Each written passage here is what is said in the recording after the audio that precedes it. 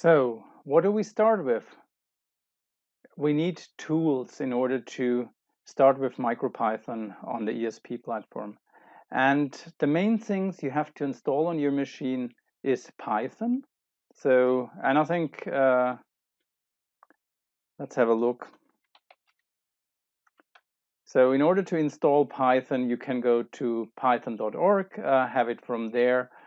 Under Windows, you can also install Anaconda, which is a tool which, as the individual edition, is for free. So for research and practice, it's free.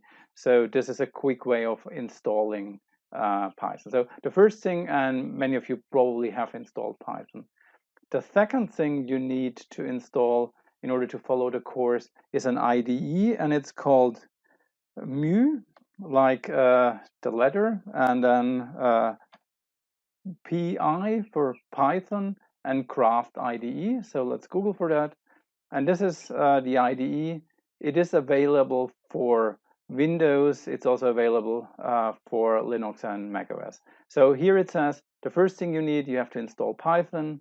After you have Python installed, you can install the IDE.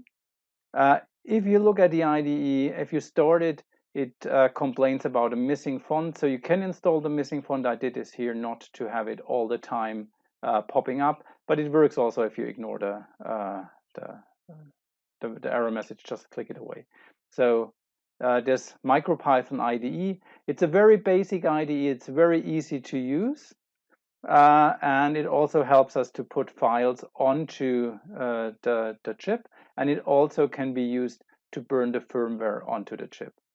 And then there is one more thing to install, and that's a terminal program. And depending on what platform you are, they may be already installed. Under Windows, we use Putty, and if you look for Putty, you'll find this.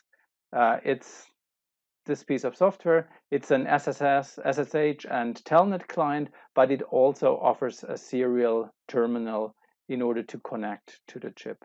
So what you have here is you just download it and install it. So these are the three things you need to install in order to follow the class.